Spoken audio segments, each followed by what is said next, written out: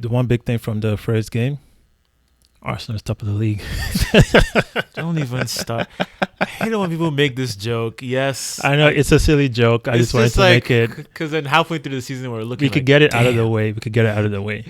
Fine. Yes, we're top of the league. So anyway, so before we get into the fixtures that are coming up, let's talk about the new players that have come into the teams this past week that could make things change. The biggest one, I feel, that's even bigger than Thiago going to Liverpool, which I believe is huge. Like, I feel like now their midfield is actually like, yeah, they finally got that scary holding midfielder, that guy that can, He's not just a holding midfielder. Like his range of passing, his dribbling, like he's a complete midfielder. So like because like I said before, all the midfielders never really like gave you fight. They were just an engine that just ran and pressed the ball. And that's why you see everything on Liverpool just goes out to the wing backs and then they just run down. Yeah, with Thiago, I feel there's going to be more penetration through the middle. Right. So anyway, the biggest signing I think is Bill going back to Spurs for a season. You know what's crazy? Everyone has been talking about it. You've seen it everywhere. Bill's going back to Spurs. Bill's going back to Spurs. Every single Tottenham fan has been on everyone's case since this news arrived. They have every right to be, man. Who won't be? Weren't you excited when Henry came back to Arsenal? Okay, fine. But the point being that this hasn't, until we see him in London, until we hear Fabrizio Romano do the "here we go" thing on Twitter, then I'm not going to be like, oh my God, he's definitely going to Spurs. Like, isn't it supposed to be a loan deal or something? Yeah, I think it's a loan. You're paying like half his wages. And I didn't even know they could afford it, like just being completely honest, because I think he's on 300, so they're only paying about like 150 or something. I think Harry Kane is close to that, so they can definitely afford it. And unlike Arsenal, they have an owner who actually puts money back into the team. Right, but Daniel Levy is like he's like Daniel Levy is just the chairman. He's not the owner. Like. Yeah, but he controls how much money is coming. If you speak to any no, I completely understand, but at the same time, Bill coming in just lifts the mood. Right.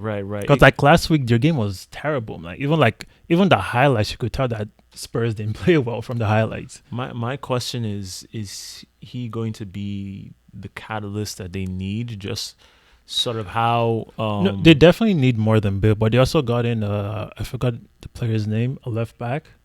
I think Manu was also trying to go for the player. I can't remember his name.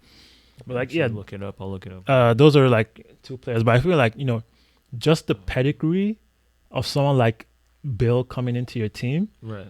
It already forces the other players who are already there to be like, oh my goodness, this type of players. Of course, here. It's gonna raise. They're gonna raise their game. I was thinking of it in terms of like how Fernandes came in for Man U and just galvanized everyone there. I don't know if I don't think it's gonna do that. But I feel like it's gonna do that more for the fans than it does for the players. That's the thing, but they need the players to be more on it because of that. Not. I mean, they did get some good signings last year. They got like that Bergwijn. They got Ndombele. But the thing is, I don't even know if Mourinho is playing those guys or if he likes them or anything like that. But then having Mourinho as a manager is its own walk through stones or whatever. Yeah, it's a journey through fire, flames. I mean, but then again, look, it's just sometimes we as fans, we as viewers of the sport, we're sort of hyperbolic. We always jump to conclusions too early and stuff. Right. The truth is, it's just one game.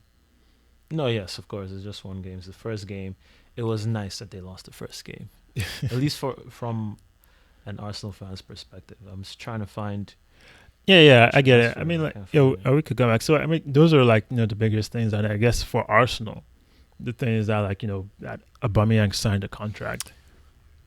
Biggest piece of news. This is actually, how did I forget this happened? This is the biggest, actually, in my opinion, this is bigger than Bale signing for Spurs. This is bigger than Thiago going to Liverpool. Like, for me, this was the biggest piece of business that Arsenal needed to get done. Besides getting in another midfielder, this was it, because tying down Aubameyang to a long-term deal where he's talking about, leaving a legacy, being like Henry, Wright, Bergkamp, all those guys.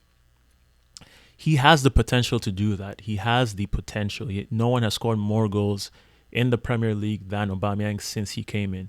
And honestly, even at 31, he's still banging them in. Like, there's only a few people in the world that we know getting on that age. I completely agree to everything you say, but I guess I was sort of calm about it because I knew that he had signed a contract a while ago. Oh yeah, we knew.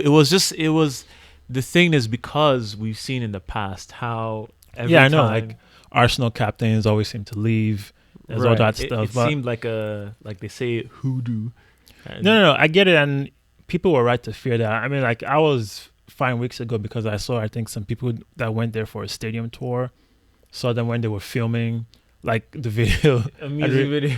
No, I think, the video where he's talking about, when he's walking on the pitch and someone's like, oh, I just saw a camera crew with Aubameyang on the pitch. Right, and then there was a time when they saw, like, some dude. So I was like, okay, this dude definitely signed the contract because there's no way they'll be doing this. And this was weeks ago. I mean, we knew it, but, like, it was just that little bit of tension, that fear that, like, oh my gosh, imagine if, because they just, how long they take to announce stuff. It was so, like, why they take so long? I feel like it was, like, trying to torture you. Like, when you squeeze a cloth after you hand wash, you're just like, yeah. No, I get it. They definitely made the fans sweat. They milked the hell out of it for no reason. Well, that's done. So hopefully they can get the other targets, the Partey and I'm sorry if I said that name wrong. No, I don't think anyone knows how to say his name. Well, if he comes, we'll definitely learn how to say it. So anyway, those were the biggest transfers. Hi, Gina here, one half of Football by the Sea.